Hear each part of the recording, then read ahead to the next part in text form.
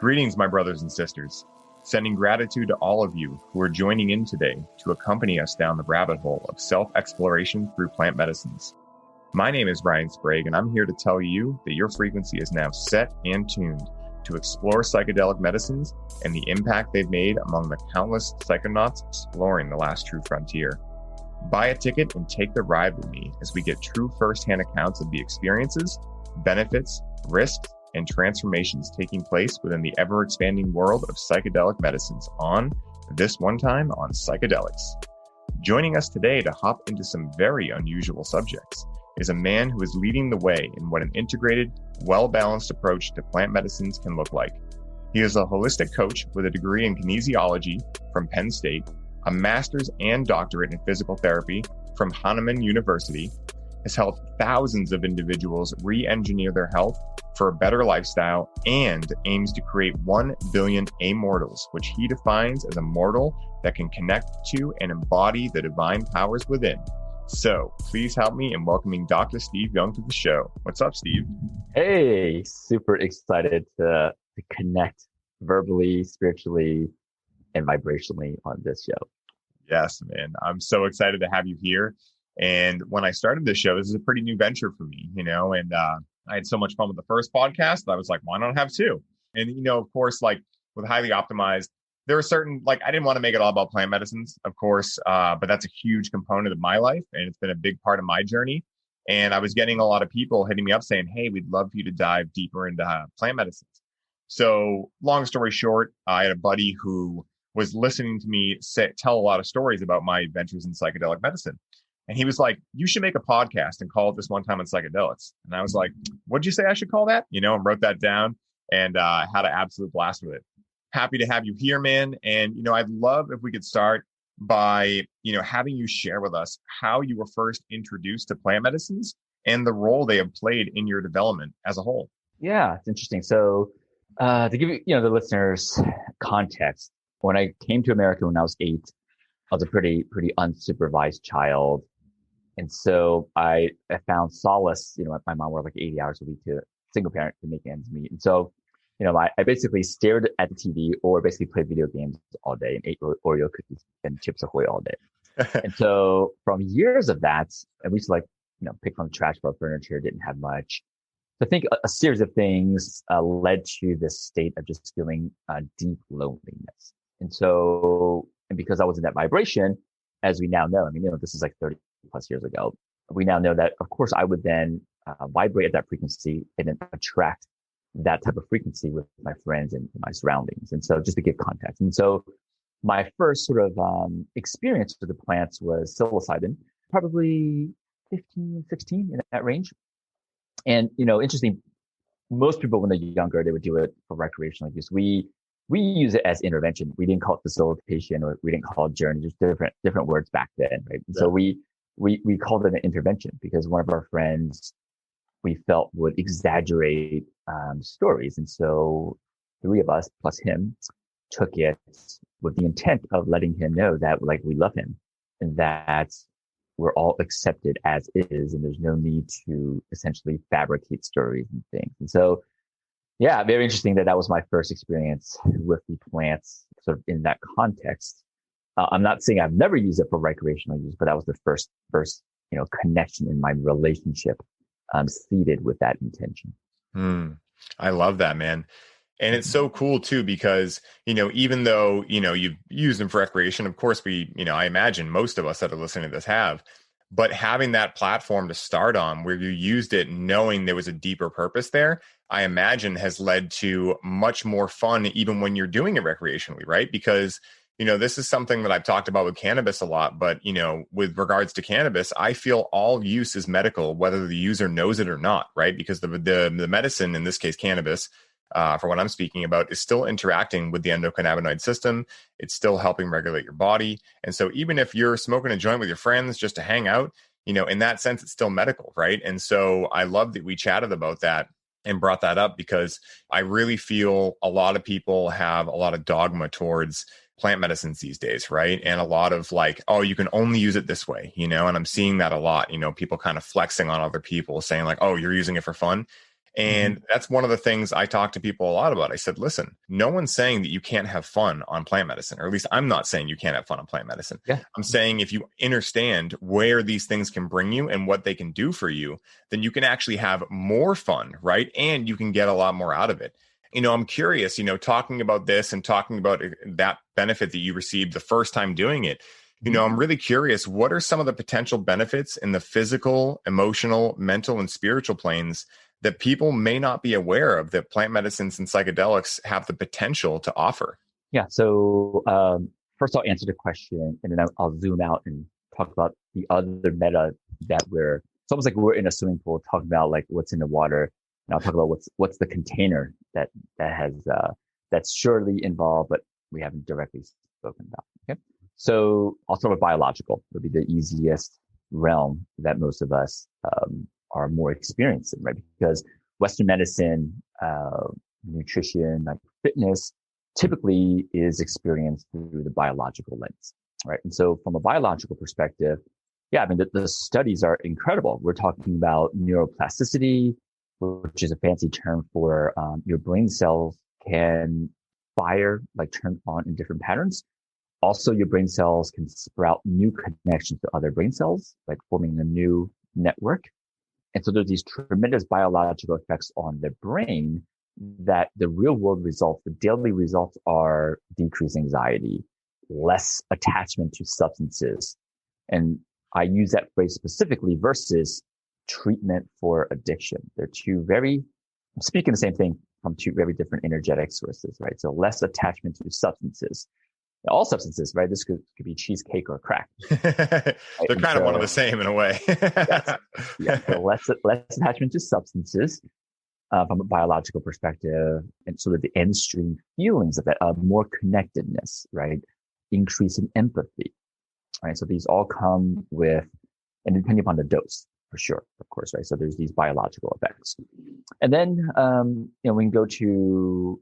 And, some of that was psychological, the decreased anxiety and empathy was psychological. So we can go to spiritual. All plants, all things are conscious. Like a light particle is conscious. And so when we interact with these plants, they have definitely a vibrational effect on us, right? So I can use vibration and spirit almost in a way interchangeably at this point, because science is starting to blend with the sacred and the immeasurable. But if the commonality is going to be vibration. Yeah. And so when we have our own vibration, and then the plant has its own vibration, consciousness and consciousness. And then when two musical instruments come together, it's going to make a unique sound. And so, and that sound can vary day to day, moment to moment, right? Because the plant and our own frequencies are dancing together and they're shifting. And so from that perspective, yeah, there's a profound effect on our molecules and our vibrations, in our thoughts, in our emotions, and all those things. Right? So those are some of the downstream effects on us. And the studies have shown they're incredible. Mushrooms have been around for a long, longer than humans' time on this planet. There's a reason why they've been around for so long. But the container, right? So the container is this. And I'll give you two case scenarios, right? Two people take exactly the same plant, same dose. And one person's intention is this, wow, my life isn't where I want it. And this feels incredible. So I'm going to take this to feel incredible. Right. So using the relationship this is a tool to not feel what I'm currently feeling to, instead of X, I'll feel Y taking this plant, whatever plant it is. And so in that case, that's one end of the spectrum. The other end of the spectrum is this is a sacred sacrament, a sacred being conscious. I'm going to know it. I'm going to interact with it just like you would with a human. Get to know it and love it and build this deep relationship. And the side effect of that relationship may be X, Y, and Z, right? So we have two polar opposite intentions. One is just being used as a tool to disassociate from current life.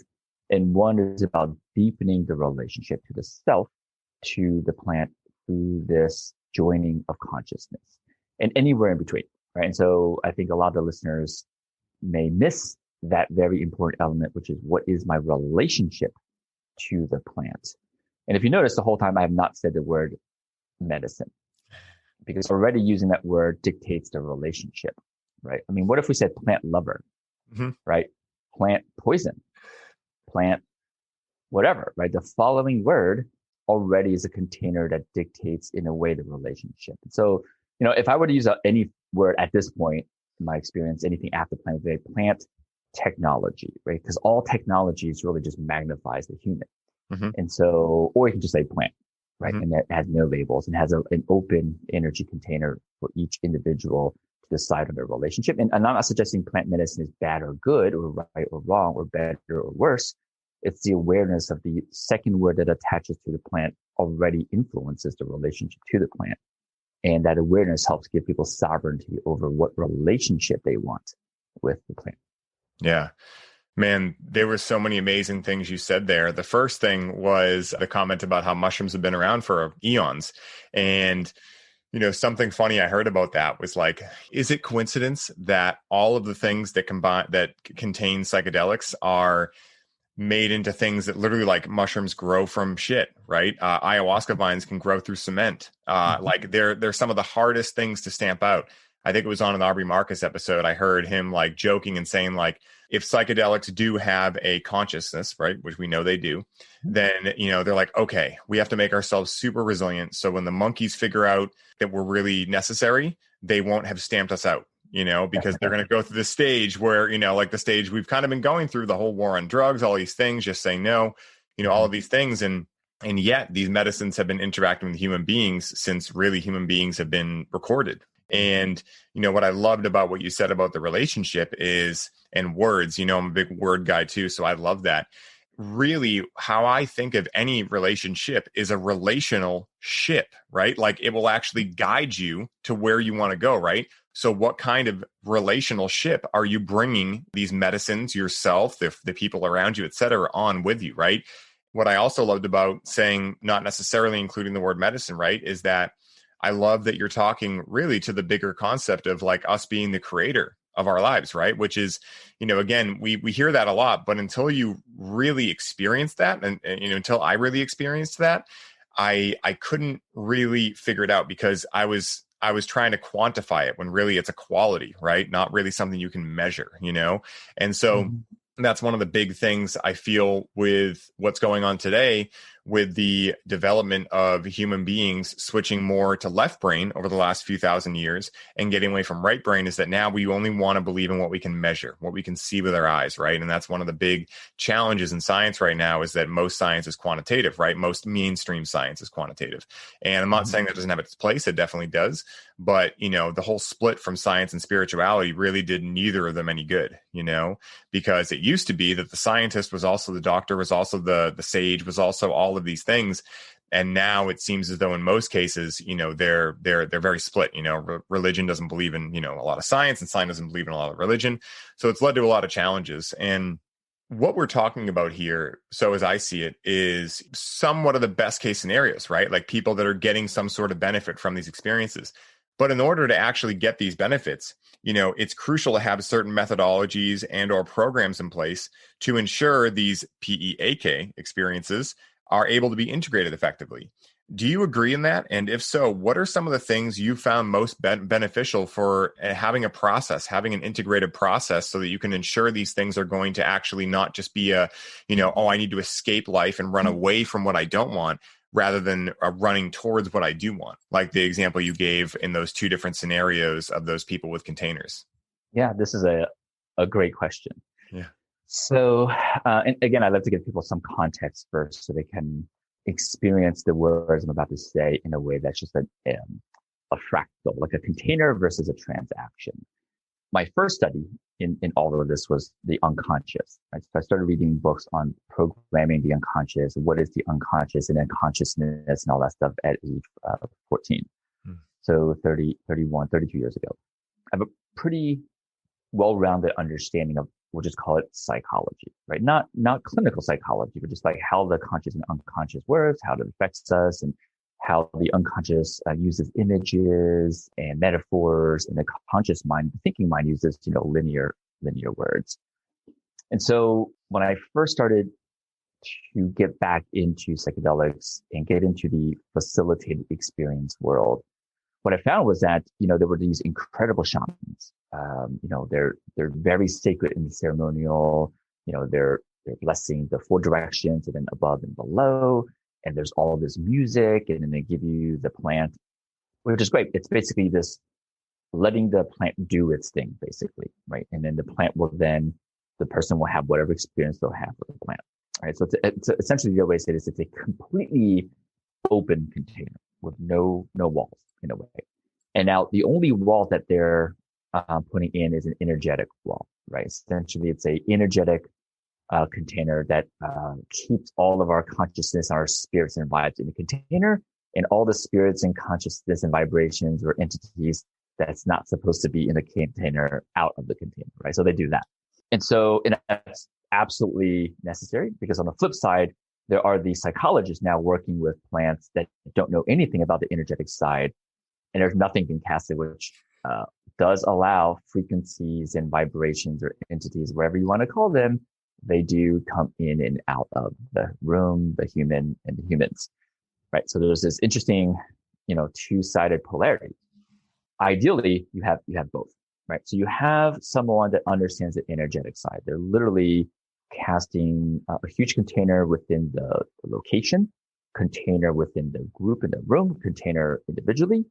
So all of that energetic container is casted for the benefit of all to keep the energy and the frequency clean. It's just like cleaning the house energetically, basically, right? And so, but then the other side is the psychology, right? Because people are sense making from these experiences, right? Because as much as it's consciousness and we're going to that vibration state, depending upon dosage, at the end of the day, afterwards, during, our brain's like, well, what does this mean? Right? It's sense making, it's meaning making, right? And so because we have a mind, right? And so, and our ego wants to know. And so it's about supporting our ego to harmonize with our higher self, right? Versus the typical where we like kill the ego. I feel like the ego gets really bad PR. Yes. The ego is just as important, right, as our higher self. It's our physical knowings of ourselves. It's the over attachment to this either higher self or ego is not serving, the linear attachment. And so what I see, there's a tremendous opportunity in pre-framing, right? In setting up a psychological container that allows the people to experience these plants in a serving way, right? Because we want to harmonize structure and flow, right? They're sort of in a way opposites. And the Hermetic laws talk about polarity, and this is just polarity. And so I typically plant the seed that this is a PEEK experience, a peek into yourself. If not, they might see God, they might see aliens, they might see fractals, they might see whatever. And they think it's outside of them, right? And that starts already this relationship that this thing gets me there, which is the ultimate trap of life already. It feeds that trap. This gets me there. Whereas if it's framed as PEEK, it's like, no, this is seeing myself. I am there and everywhere, right? So already that tiny switch, like, hey, instead of a PEAK experience, a roller coaster ride, that's awesome. It's a PEEK, a little hole, pinhole into yourself, right? So that's definitely one container I like to set. And then the other, I review, the 7 Hermetic laws. At the end of the day, these are the immutable laws that govern reality that's not taught to the masses. And so it's really helpful to plant that seed of these 7 Hermetic laws so they're sense-making from nature, right? Sense-making from the rules that govern the universe and reality versus sense-making from their own stories and emotions and all that stuff. I mean, that will happen no matter what. And that's sort of integration afterwards. But if you start to have a broader understanding, like, oh, yeah, so that experience that I just felt, that fear and that contraction, actually, when I stepped into it, opened and expanded into love and ease. Yeah, because that's the law of rhythm and polarity, right? And so they can go, oh, got it. That's just how the universe works. Versus I'm in fear. Oh shit, I might be here forever. Yeah. Now I'm having a bad trip, whatever, right? And so when they understand these 7 laws, it allows them to fully observe the experience in a way and sense make from a helpful way, right? So that's pre. And of course, post, yes, lots of integration, more so than simply like an hour or two, let's get around and talk. They're definitely in the industry overall, and I have some friends working on this, having like a 30-day, 60-day, 90-day process to continue to sense make in a way that is serving for the human.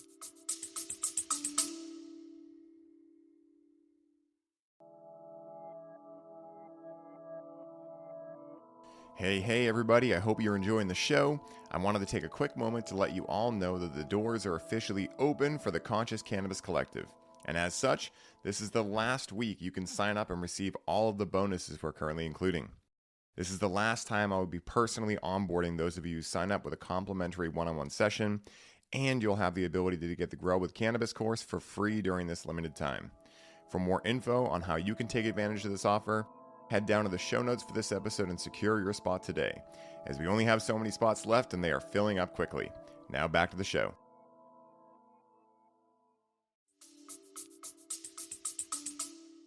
Yeah, that was beautifully broken down. And, this reminds me of Joseph Campbell's quote, which is bliss is any emotion felt all the way through, right? And this is something that I've found many times on psychedelic medicines and or psychedelic plants. I already had a Freudian slip there, So it was funny because, I had plenty of experiences where I felt that fear, and it was like that scenario you just listed out, right? Which is like, oh my God, I'm going to be here forever. Or more of like, okay, what is this? Why am I feeling this? And just utter confusion, not really knowing why I was feeling it and just trying to get it to go away, almost like flipping through the channels. Like, I don't want to see that movie. I know what that movie does, and having this predetermined story about what fear was, what it represented, what happened to friends, family members, whatever, when they were fearful. And so having all of that programming downloaded into this experience without having those 7 laws handy, I can attest firsthand that many of those experiences were not, I would never say I regret them, but they just weren't able to be used to have a PEAK experience, right?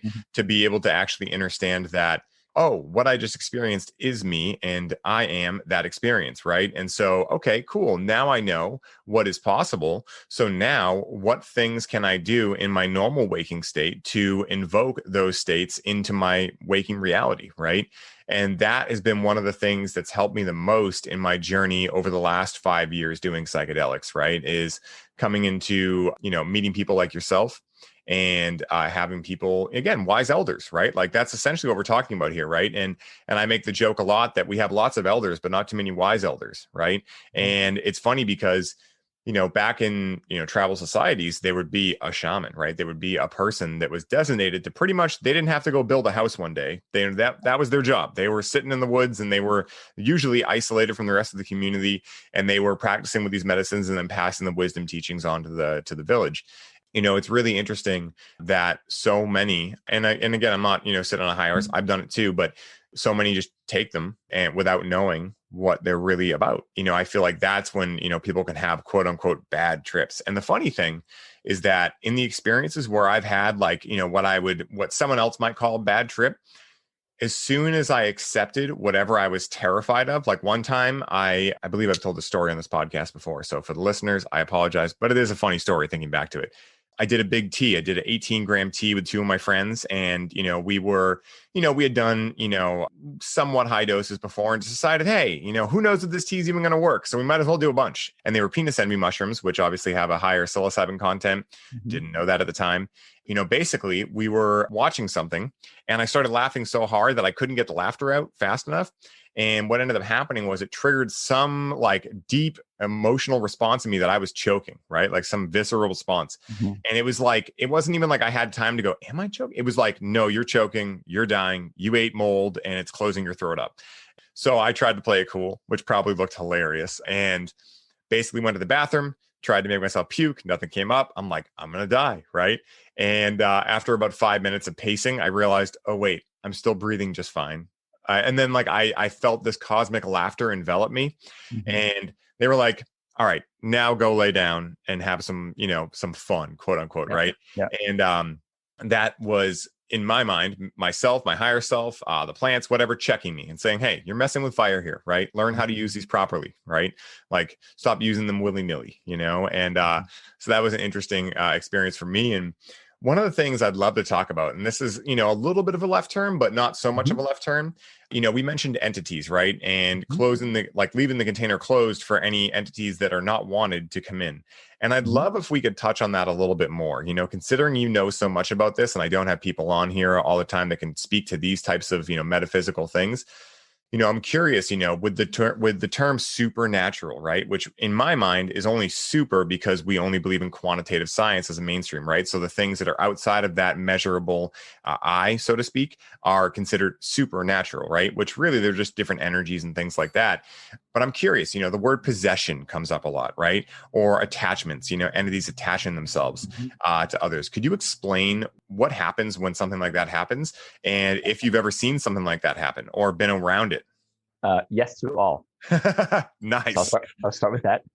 But again, I'll start with the context. I do believe that whatever we deeply believe becomes reality. And so even though we are going to talk about frequencies and entities and things, there is a point in your life where you go, got it, all of that, but I know with absolutely knowing that that will not affect me. Or you can say and think and feel and embody and vibrate with absolute knowing that they actually don't exist in my reality and they won't. So I want to give people context there first before I deep dive, because if not, what I'm about to reveal can be a little disturbing. So, but know that your own thoughts dictate your reality. I'm just sharing what I've experienced. And I did not have hard beliefs that they exist or they don't exist going into these situations, right? They were just like physical things I felt and seen that people would, say it's impossible. Mm-hmm. Okay, so just give you context. And so, yeah. So I remember years ago at one of our experiences, the shaman led this meditation, and we happened to be in a very magical room where the entire floor had like a couple $100,000 of speakers. So our entire body is being vibrated with frequencies. So that was like the tech end side of things. And then the shamans doing their typical shamanic stuff. It was a little blend of sacred and science, as I like to play. And so there's 11 of us just, lying down. And at one point, I felt someone poke my arm, right? And so I opened my eyes. I thought the person next to me wanted something. And I can see they're completely out. They're not moving. I was like, whatever. Maybe they poked me and maybe there was a delay. But it kept happening. Like my skin was being scratched, poked. Basically, someone was touching me. Every time I would open my eyes, like there was no movement whatsoever.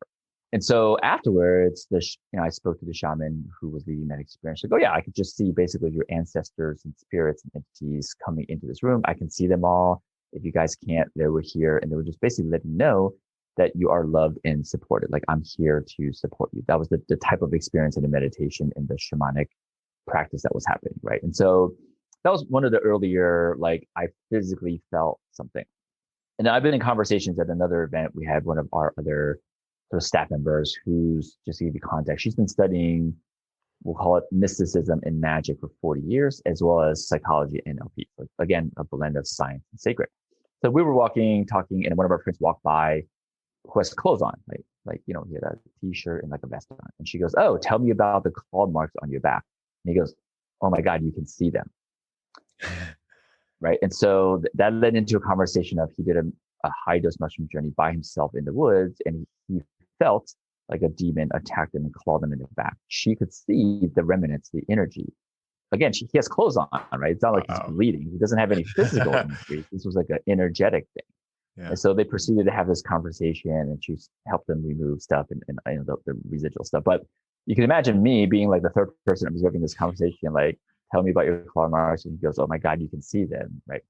And yes, and I've been at different centers where people's bodies were contorting. And this one, because I was also on the plants, I could see stuff in their system that didn't belong there. And these three shamans were doing all the shamanic practices to remove that vibration entity, whatever you want to call it, out of the system. So yeah, I've directly have experienced it. And just, on a very regular basis, I use an incredible resource. Her name is Amara. She's out of Santa Fe. She's an incredible healer that is probably one of the best I've seen. She can do it remotely, which is awesome. You don't need to go to her. You just set up an appointment. At that moment, you just, kind of sit or lay in stillness. She kind of goes into your energetic system and removes all kinds of stuff. And here are the numbers, and you get a report of what she saw, felt, removed, and all that stuff. As far as entities, I've seen the numbers anywhere between 7 to 416. Wow. At one time? Yeah, that's in the system that she got to remove. Wow. So while that's less verifiable because it's not like I can feel like, oh, one just left, two just left. Mm-hmm. It's very interesting that, those numbers are there, right? And so that's sort of my experience directly, in one indirect in a way. I can tell you that most of the people who have had that session afterwards immediately feel, in the common word, is lighter, right? Because it's these denser entities, in the moments when they're feeling denseness and their auric field isn't strong. I mean, BioWell is a scientifically valid, I have one that's invented by a Russian. We can measure people's auras. And if there's holes and weakness in them, stuff can get in. And so when we're feeling dense in our auric field, this electromagnetic field around us that is there to buffer, right, and sort of keep the vibrations that don't belong in. Again, when we're in those dense states, the same frequencies of those things can come in. That's all. Wow. That's incredible. And I'm really glad I asked, because it's something that I've felt little things like that before, like pokes, and nothing to the degree of what you've seen and witnessed. But I have definitely felt certain things too, like thoughts that weren't mine, things of that nature. And this is one of the big, I don't want to say argument. That's kind of a harsh word, but I will just say arguments that people have against like big, let's say ayahuasca sessions, right? Of these like 50 to 100 people groups that sometimes happen.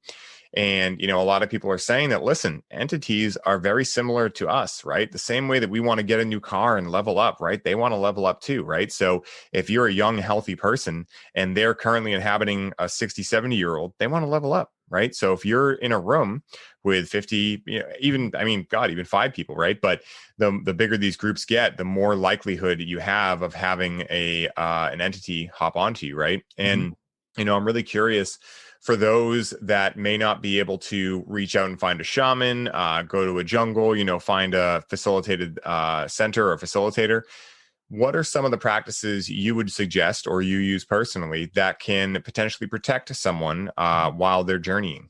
Yeah. So the woman I referenced, Amara, there's all kinds of ways. I'll start with that. And there's no right or wrong, right? And so her background comes from sort of this Christ consciousness, just to give you context. And so she will use, and she instructed in a technique, I guess, where you imagine it's Archangel Michael and Jesus, the consciousness of them, of course, right? In front of you, to the left, behind you, and to the right. So you're inside the sort of the diamond or the square, and then one above and one below. And then you connect all the points with beams of light. So essentially at the end, you're basically in a tetrahedron, right? You're in a two-sided pyramid stacked butt to butt. So you're inside sort of that shape, that sacred geometry. And then in that, you want to imagine sort of this purple violet flame coming up through your entire system. And that technique essentially helps strengthen sort of that auric shield, and that flame helps clear the vibrations, basically. And again, there's a ton of these techniques. That's just one that she taught that I like. That's simple to do. And I actually do that on a daily basis, morning and night, just because of the vibration in humans and spaces I'm choosing to be in. Pretty important. You mentioned sacred geometry, and something that I've been getting super into. Like I felt a big call for it once Paul Chek told me about it. And I experienced it at his house when I went to visit him for a mandala workshop, is biogeometry. Have you heard of biogeometry before? Yeah, I love that book. It's huge. I mean, so at some of the experiments that I do, we printed out some of the biogeometry things as tattoos, and then we put it on the humans. And it's cool.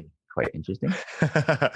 So I'm actually, I don't know if you can see it, but I'm wearing all my biosignatures, my human archetype pendant, and my L90. And I'm actually in the foundations course right now, and I'm loving it. It's one of the best things I've ever done. And it's really allowed me to understand the whole multidimensional concept, right, of energy and of our reality, right?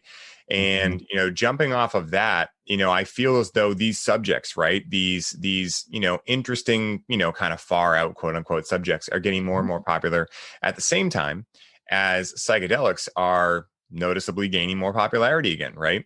And I'm curious, what do you feel, if anything, is building right now? I feel as though, you hear about these things like 5D consciousness and all these things, but, for a lot of people, it just kind of, it doesn't resonate, right? And I imagine for many people listening to this, they will be interested in these subjects. And so I'd love to hear your take on like why you feel psychedelics are exploding in popularity, why you feel people are getting more interested in concepts like sacred geometry, biogeometry, et cetera, and what this means, for the world and humanity going forward. Sure. I'll sort of answer this like a fractal, right? So we'll go like the most dense inner ring of this fractal. I mean, depression, anxiety, all that stuff is on the rise, right? We just went through a period of isolation, right? Also known as quarantine. And so the law of polarity states that if you squeeze something really hard or you pull the pendulum really far to the right, at some point you're going to let go and it's going to swing just farther to the left, right? And so just law of polarity and rhythm. And, I mean, technically the law of thought is in there, the law of vibration, a bunch of laws, hermetic laws in here. And so it's just that, right? So from a biological perspective, there's going to be a huge demand for this, right? And so this is why a lot of pharmaceutical companies are jumping on and investing. A lot of VC firms are investing in psychedelics because in the human world, not only do they see the biological need and demand, they see potential profit. And so there's a lot of money coming into this space, right? So again, this is the interfractal, very human, return on investments. It's a tool, right, to get you out of anxiety and depression and addiction and, all the typical terms. So there's that. And then if we just go one ring out, it's, collective consciousness, right? And so there's studies, in case the listeners don't know, where they taught stuff to monkeys on one island and automatically the other island, the monkeys knew what to do, right? Because Carl Jung suspected that there is this sort of collective consciousness, or now maybe the woo words would be like source, right? Or Akashic record. I've heard that too. Akashic record, that's another, many terms for this. And so when one person knows and experiences something, that goes to the collective. And then when 10 people do it, there's more of that. And so it's a magnet, right? So that frequency is growing in this collective, which is a two-way street. It gets uploaded and constantly downloaded. It's right, two-way street. It's a quickening in a way, right? Exactly. It's a quickening, right? And so there's that perspective. If we go one layer out, we'll just call it the woo people, say that there are entities / aliens broadcasting directly, right?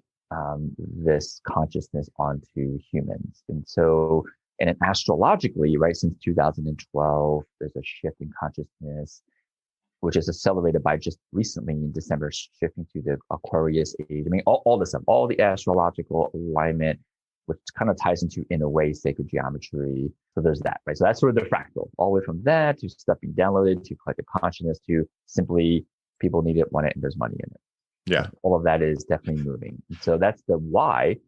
Where I see it going is, for sure. I mean, I know people behind the scenes that people don't hear about because they're not in the media. They're like the puppet masters, and their vision is to have, I mean, this is the exact word verbatim. The vision is you go to Whole Foods, it scans you, this machine, you put your cup in, it dispenses a customized plant mix of psychedelics just for you, and then you walk out, right? That's the vision. Know that that's how mainstream certain people with exceptional brains and exceptional wealth and resources have been working on that for 10 years already. Wow. Behind the scenes. Right. And so, and I can start to see their energy and efforts starting to unfold this way. So it's going to be pretty legalized and mainstream soon, just because there's so much, money to be made from it, simply that. It's funny. I make a joke every once in a while that, is really not simply a joke, but it's a funny way to talk about it, where I knew when Gwyneth Paltrow came out with a show on Netflix about, doing psychedelics, I'm like, okay, when the soccer moms are in on this, it's mainstream, and it's funny because, we've had this almost happen before, right? In the 60s, there was the original psychedelic wave, right? Mm-hmm. And, I'm curious, with everything you've seen and everyone, and what you see going forward, what do you feel the mistakes that were made in the past were, and how do you feel we might be able to prevent that moving forward with this new wave, right? So we don't just burn it out again. I love this question. I think of all the questions, my favorite question. Yes. Because I get to talk about something very important, right? And so just think in the 60s, and obviously still now, but more so in the 60s when there was this wave, there was this very us and them. right? I mean, the labels were they are hippies and we are whatever, right? And so the energy or the overall collective consciousness psychology of it, what made it not work back then was, yes, there was this revolution happening, but the revolution and all that stuff was still fueled by the vibration and energy of separation, us and them. And so while the psychological egotistic intent was serving, they didn't realize the vibration of separation wasn't serving. Right. And so it just literally fed the thing. It actually fed, it's like, we're still separate. Let's unite. But wait, you just created separation. Right. Yeah. So that, right. And so I think now we're starting to see a little bit different. I'm starting to see people who get it, which is there's nothing to fix. There's no us and them. This ultimately is about the I. And as I know the I and dissolve the I become the all. Right? So there's no separation. There's no us and them.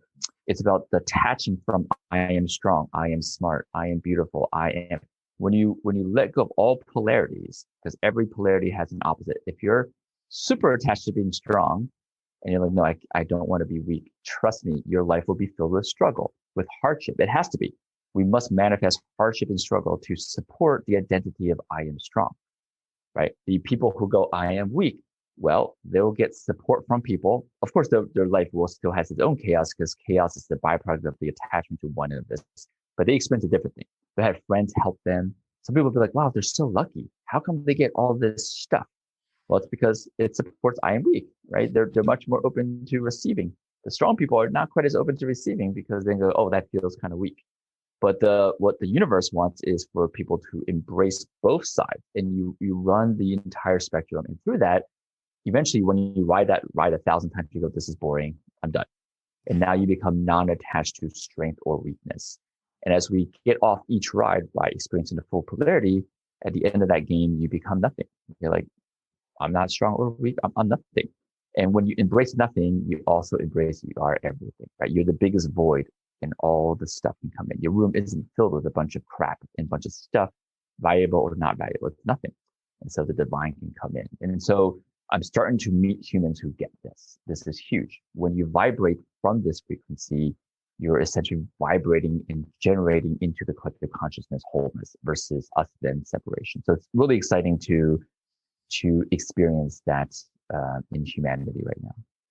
I'm so glad I asked you that question. Something that I immediately thought of is, what are some of the ways that maybe you use or other people have used that you've met that people listening and me could use to not get ourselves caught in these polarities, right? So imagine in this scenario, someone saying like, I'm strong, right? So they're experiencing the weak. What would be an exercise? Would that be where like meditation comes in, things that allow you to experience like what, really letting go is and becoming the all? Or are there like specific things for certain polarities? Or is it just like, hey, practice this? Again, this is a very like dumbed down version, but, practice this for polarity, right? Or is it really just a way of being? What would you say there? Yeah. So I can give a step-by-step process for the mind, and I'll give a process for the heart. Right. And so, because you're going to want to do both. Mm-hmm. And so the mental process is when you first experience anything that gets your attention. Right. And just keep in mind, this is anything that gets your attention, not when you're triggered. Anything that gets your attention, you're going to want to notice and check in. How do I feel? And if you have this, I feel blank, but I don't want to feel that much blank for blank. And that blank could be anything, right? The first step is you honor that you don't want to feel that much blank, because most people go to, I shouldn't be feeling it, right? They judge themselves for feeling it. Yeah, they're shouldn't all over themselves. Right. And so they're already takes them to a different frequency. The first step, you just honor, I don't know, I feel angry and I don't want to feel angry. And you honor that, right? And the second step is you just go with what is the I am blank statement that's actually causing and manifesting and wanting to experience this, right? And you start to write down, and you might be like, I have no idea what you're talking about, Steve. I've never considered my I am statements. I mean, it's basically your identity, right? I am brilliant. I am a genius. I am worthless. I am smart. The I ams. And if you're not sure, just write down all of your I ams that you can think of, and then take a look. trust me, your consciousness will go, oh, wait, okay, yeah. This one, and maybe this one and this one kind of together, leads to that awareness all the time. There's nothing that's being triggered. This is just things are being revealed. And so once you identify the I am statements and you go, how attached am I to this I am? I am blank, right? I am brilliant. And so if you're like, I'm very attached to being brilliant or smart or intelligent, and I haven't embraced, I'm really, really also fine with being stupid and not knowing, then you're going to reflect on that. You're going to experience, oh, wait, I'm surrounded by dumb people. Of course you are, because you're attached to being smart. The only way for you to relatively feel smart is to feel people next to you are not as smart, right? And now most people consciously won't, they're conscious of, no, that sounds a little bit egotistical. There's nothing to do with ego. It's just being aware of your attachments, right? And so the side effect of if you just survey most people, like, I'm really hyper smart, that typically comes of, I'm also really hyper lonely, right? Because you kind of feel, you need to feel a little bit smarter than the next person so you don't relate to the next person, which the downstream is loneliness. And so what you want to do is you want to cognitively polarize to the opposite end and write down the 20 benefits of just being dumb as hell, right? And so that's still just a conscious way. That's just a conscious way. You write down the 20 benefits. And then our subconscious and our soul doesn't use words, right? It uses experiences, also known as pictures or movies. So what you want to do is you want to go back to an experience where you use intelligence to get through that experience and just reimagine the entire experience using dumb as hell in a fruitful, beneficial way for you to experience it, right? I don't know. I solved this awesome problem. People said, you're so smart. Yeah, I feel good. Yeah, I went to the problem, goes, oh my God, I'm dumb as hell. And then my friends came and because I had no idea, they had to teach me how to solve it. Wow, they felt empowered. It was the first time in their life they felt like I wasn't preaching to them.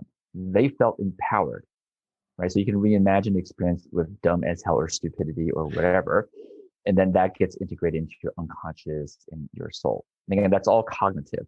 We also have a heart, right? This electromagnet or state or embodiment. So you're going to want to tune in to how do you feel when you say I'm smart? What are you feeling in your body? What do you feel when you say I'm stupid? It's going to feel different in you. And you want to tune into where and what you're feeling in your body, and you want to move that energy. You can simply literally move your body to process that energy.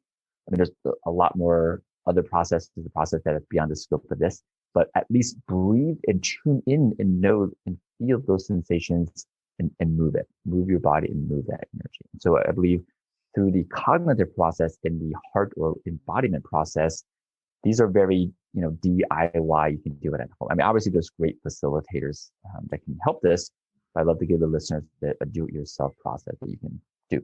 That is amazing, and I've done a lot of, or a good amount rather, of the heart side of that, right? I just finished up a program called Training Camp for the Soul, where they do a lot of this. It's similar to Gestalt therapy, where you're tuning into your body. They're having you relive memories that were traumatic in most cases, and they're having you tune into the sensations and then breathe through it so you can move that energy through.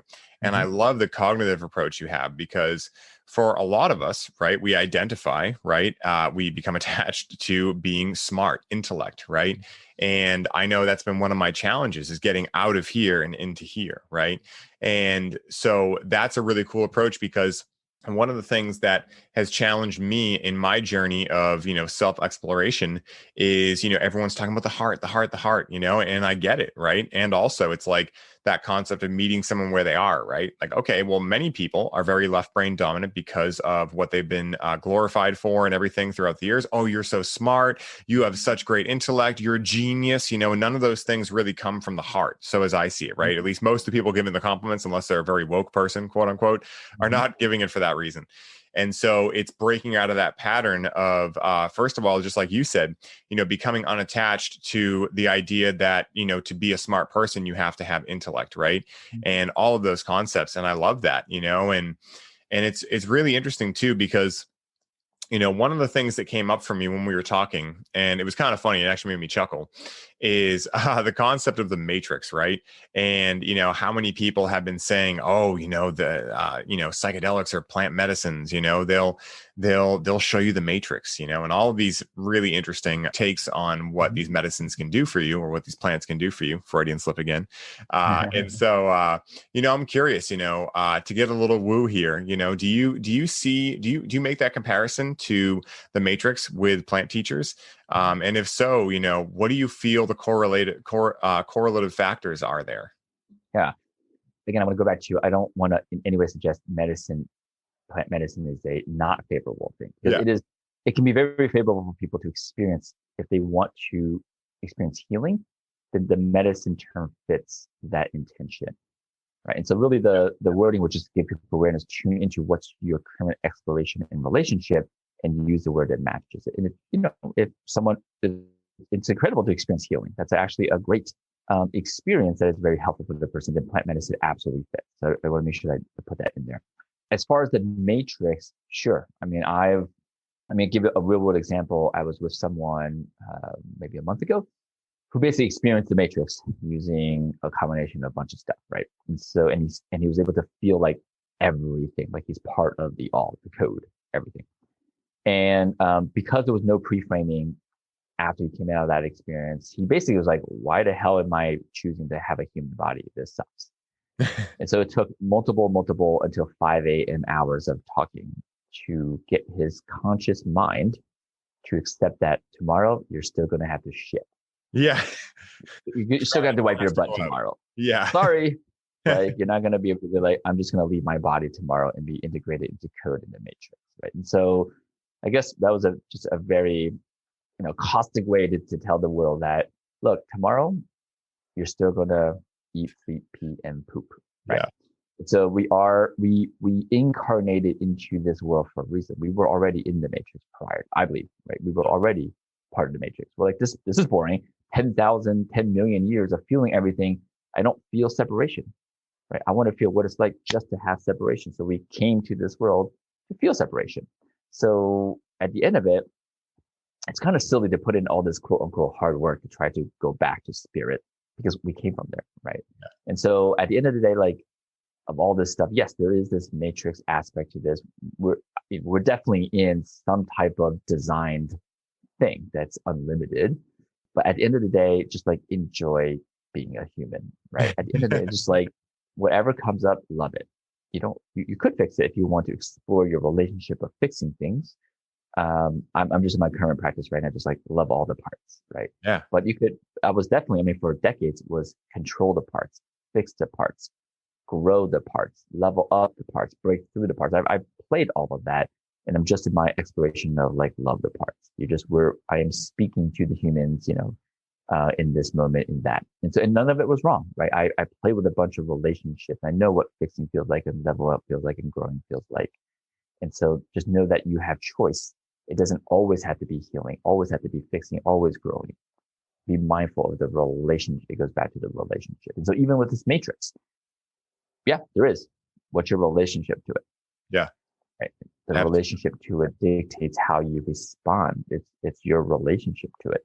And so I think going into what it is and how do we get there, what it means and all that stuff is irrelevant because what I don't want to do is dictate people's relationship to it.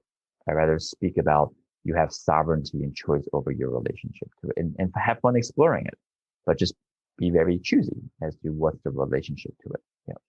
I agree. It's like being at a buffet with someone and scooping the food that you want on their plate versus saying, hey, it's a buffet. Just get whatever you like, Yeah, and enjoy it, And I love that you brought up, the need to always, be fixing, doing, that's something that I have been moving out of for the last year, especially, this quote unquote quarantine really helped with actually, and I see, this is a whole nother rabbit hole we can, go down in the future date, but, I see a very, very big correlation between certain people who this was the worst thing that ever happened to them, like quarantine and all this stuff, and certain people that this is the best thing ever. I needed this so bad. I was going, and I was basically being a human doing, not a human being, right? And, I'm still moving out of that, right? I still find myself falling into patterns of that all the time. There's always something to fix. There's always something to do. For instance, the old Ryan would get off this podcast and go, okay, what else can I do tonight, to find fulfillment, to feel fulfilled, right? Instead of just saying, hey, I did a great day. I had an awesome day. And now it's time to relish, right? And actually live, because I shouldn't say actually live, because I love what I do, and no matter what you do, if you love it, you're living, right? But this is a big sign that if you're listening to this and there's something about your life that you don't like doing, I would suggest looking into that, right? Because there's a clue there, right? There's a reason why you're not enjoying that. And what I was thinking when you were chatting about that is how certain people are so interested, right, in figuring out the equation, so to speak, right? Figuring out, trying to go back to source, trying to figure out what the matrix is, all these things. Why do you feel certain people are so interested in that? Do you find a correlative factor between people that you meet and like a certain type of characteristic, or maybe many characteristics that these people have? I imagine you might fall into that category, someone who's very curious, right? I think that's the best word to describe it. Very curious about like, well, what is the nature of reality, right? Whereas some people are like, hey, I'm good with just like working my job and it's fine, right? And neither one of those people are better or worse than one another. Like, that's one of the things that I feel is part of the dogma of the psychedelic community is like, oh, these people don't want to figure it out. It's like, well, can you blame them? Like, some people are just happy with what they have. But I am curious what your thoughts are on the people that I imagine we would both fall into that category, that are just ultra curious, right? And just want to find out, want to open their Christmas presents before Christmas morning, essentially, right? Want to go home before we actually have to go home. Yeah. And this goes back to, because, you can, let's say, take the plant and go, I want to figure out how reality works in time works. I've seen plenty of people do this. They're out there, they're like, oh my God, I saw this and I saw how to bend time. I quote unquote figured it out. Let's say we clone that person into both the doing is the same, which I'm figuring out time and space. Now, one person's relationship to it is, I must know it. I need to figure it out, because when I can figure it out, I can then control it. The other person go, I don't give a poopy poop about control.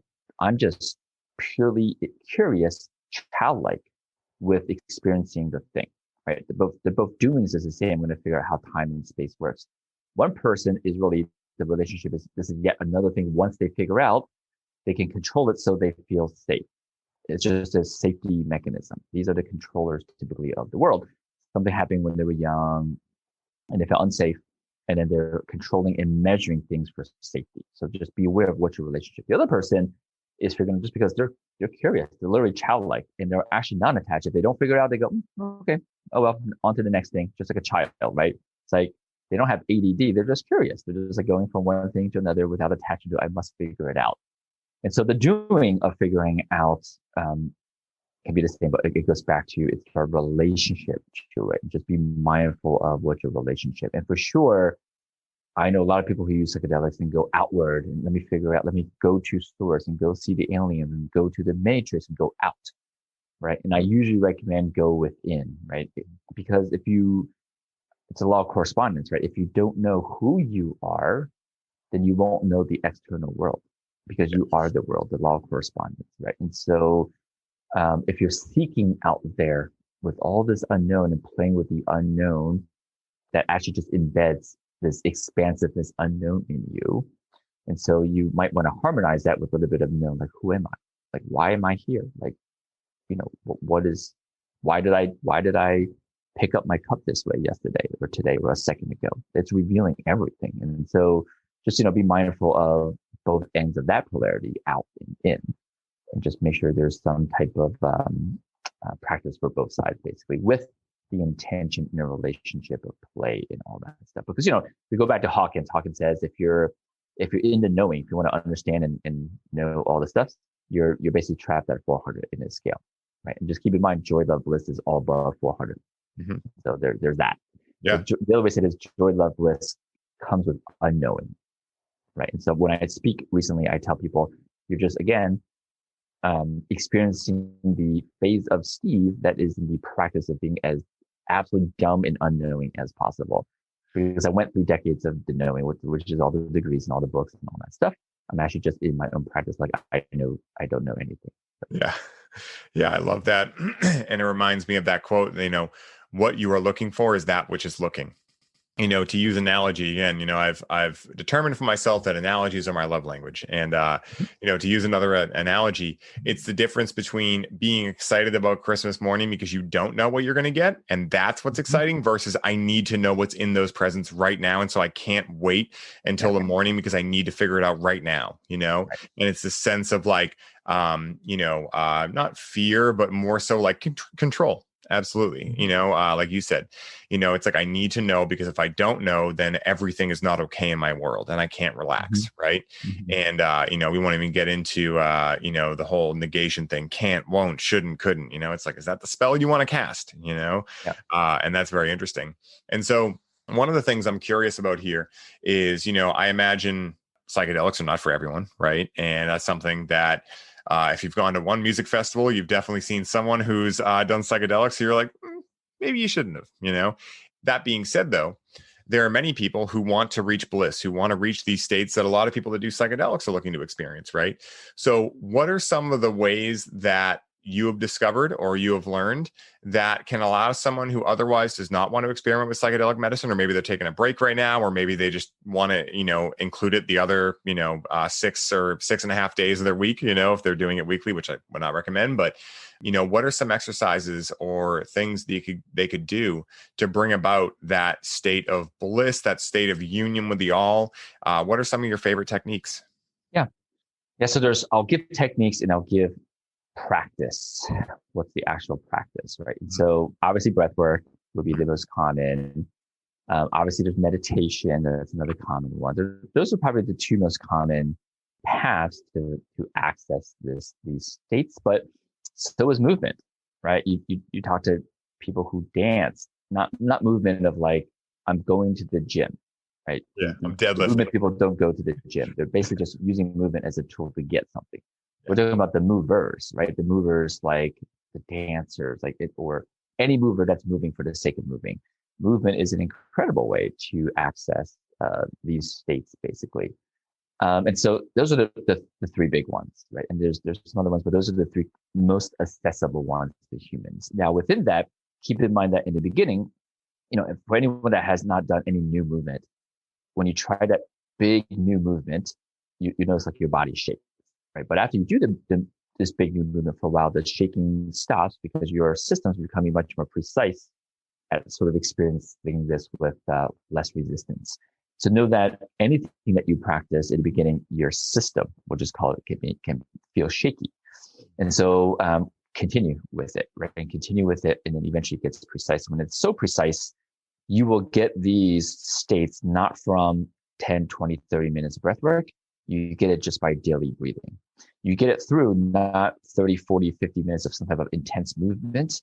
You just get it by walking, right? And so you don't get it through meditation for 30 minutes. You get it just by in the moment being, because that's the precision. And so know that can and will happen as you approach the relationship to it. Without this, it's gotta be hard. This is a very common psychology. It's gotta be hard. And then that negates, no, it can be very easy. And a sliver of that thing can be just as impactful as a mound of that thing. I love that. And again, it's a spell, right? What spell do you want to cast on yourself, right? Do you want something to be very hard, or do you want it to be easy and fun, right? Or challenging and fun, right? Because I think of like workouts, right? Why do people love workouts? If workouts were stupid easy, if you went to the gym and it was just like nothing, it really wouldn't be any fun. And so, the challenging aspect of things can make things fun, but it's also the language behind it that really creates that reality for someone. Steve, this has been such a blast, man, getting to have you on and jump further down the rabbit hole than we can do on Highly Optimized. And for those listening, I ended up losing Steve's episode on Highly Optimized for, God, what has it been? Like a year? It's pretty much been a year. A while. Yeah, it's been a while. It's coming out very soon. So you can catch him on there too and hear much more of his background and story and everything like that. But where can I send people to find you, connect with you, work with you, hear about all the things you have going? If you have any events coming up that you'd like to pitch, please do that now. Where can I send people? At this point, my personal site, which is just drsteveyoung.com, is probably the best resource. Or, find me on social media, Steve Young. I don't always friend accept everyone though. I'm kind of, I think I have like 650 plus friend requests I haven't responded to, because when I go on their profile, I'm like, I don't really know. I'm not sure who you are. So really like go through, I'm very selective of what I put in front of my eyes. And so, and I'm not saying, you're a horrible human, I just don't know you. That's all. Yeah. So I would say go through my site. I have a course there. It's called Wisdom Words. It's a 3-part training process where you become very aware of your language and how you're spell casting. And I've made everything right now basically free because of COVID. Because right now at this point, if we're not supporting each other, it can be a little bit rough going forward. And so free course, use it and become very awareness. Become very aware. I do have events, but they're invite only. So I typically don't broadcast that out. If you're really, really, really called, and the other thing is, I'm a huge fan of being aware that when you're doing things from desire within Hawkins' scale, it's at 125 in this, map of consciousness, which is below 200, which is existing in a frequency that is the absence of truth. And so I actually only have people come if they're called to come, which is different than a desire. There's a knowing that I am there, right? And so when that is expressed to me, then I will send invites for at least for people that I don't know. But the events really are just like private invites right now. So. Well, I feel honored. I'm one of Steve's Facebook friends, so you should all be really jealous. And, Steve, I have one last question for you, man. And that is, if someone listening was just swayed by you to experience psychedelic medicines for the first time, what piece of advice would you share with them in order for them to have the smoothest experience possible? I'll go very scientific, then I'll go woo. I'll go full spectrum to answer this question. Okay. Know that if a listener lives in America, last year they sampled a bunch of random Americans, and they found between 300 to 700 industrial chemicals in our blood. So know that if you're listening to this, you have between 300. That means if you're very organic and you watch everything that you put into your body, you'll have 300. If you're like, I have no idea what you're talking about, Steve, you have probably closer to 700. And so know that these plants have their own chemicals, tons of different chemicals. And we don't have any awareness of what happens when you dump 1 to 10 or 50 different chemicals in a soup with already 300 to 700 other chemicals, right? They're going to interact biologically. And so to have the smoothest experience, I highly, highly, highly recommend that people do at least a 30-day complete detox for 2 reasons. 1, you will have a much smoother experience biologically. And 2, I believe every American can benefit from doing a 30-day detox once a year, because these toxins are unavoidable, right? Unless you literally live in a bubble where the air is filtered and the water is filtered, and you only live in that bubble, there's no way to avoid them, right?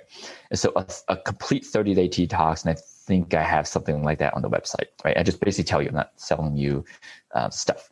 So there's that for pre. The other pre is already hold reverence for the spirit, right? Already start to build, like at least a week out, start to have reverence for whatever plant that you're choosing to develop a relationship with, because it knows.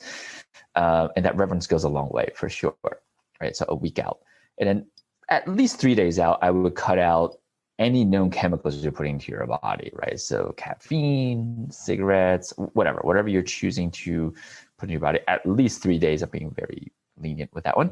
Just 3 days out. And then the day of, like, create lots of open space, right? It's definitely not a day where you're like, let me get all my work in the morning so I can do this. You may want to take the entire day open and just be and go into this experience with reverence. And then select a facilitator, right? That kind of understands all the stuff we've talked about. So I don't have to go into detail with that, ideally. And feel into that human. And one of my favorite interview questions, if we want to really left brain this, is to ask a human, how are you with being completely worthless? Their physiological, facial, and tonality and words will tell you everything about where are they in their own practice, right? Because that is the container setter. The ideal answer is, I am completely worthless. That's the ideal answer. So they've done some stuff. Yeah. And so that's sort of the facilitator. And then afterwards, of course, definitely have some type of integration process. Sense make, continue to reflect upon who am I, right? For the next 30 days, commit to a daily devotion of who am I as a post process. I love that, man.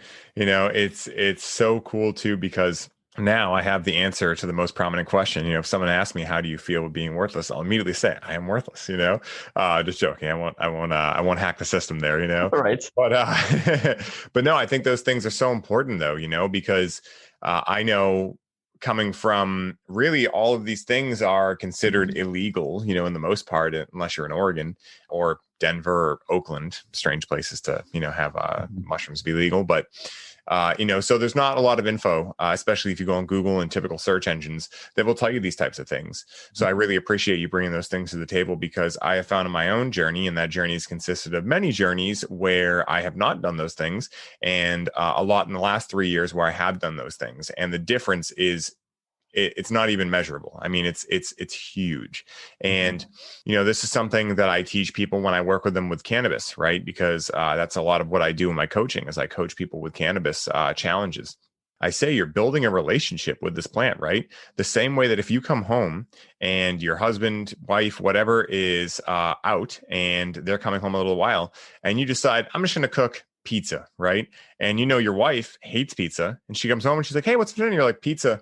And you're just sitting on the couch. What kind of relationship or what kind of night are you going to have, right? Probably not the best one. So the same way that if you just grab, cannabis and smoke it and expect to have this euphoric experience, sure, it might happen, but the likelihood of it happening versus actually getting clear, journaling about, what is my relationship with cannabis? What does she give to me? What do I want out of this experience? What do I want to give her out of this experience? You're going to have a much more well-rounded, fully embodied experience. And so I love that, man. That's really incredible. Guys, when I first found Steve last year, I was incredibly impressed, to say the least. His ability to take his background in Western medicine and not only level it up, but also advance it, is something I feel is crucial in the modern day world to allow each of us to achieve optimal health in our minds, bodies, and spirits. Steve is truly a testament to what can happen when we ask deeper questions, follow the clues our hearts are giving us, and embody our divine rights as human beings. To anyone listening who is currently facing challenges in any one of these areas, do yourself a favor right now and reach out to Steve, as I imagine we can all agree that even 1 second spent living our lives not in alignment with our highest potential is too long. Also, it is my intention with this show to share the truth behind psychedelics and the potential they have for altering the course of our lives in an extremely profound way with the world. And by each of you choosing to share this show with the world and leave reviews on iTunes, we can each play a part in assuring we are all doing what we can to achieve this mutual goal for our brothers and sisters in the world at large. Steve, thank you so much again for sharing your time, your wisdom, and your stories with us today. And until next time, may your journey be smooth and full of love. Aho, brother.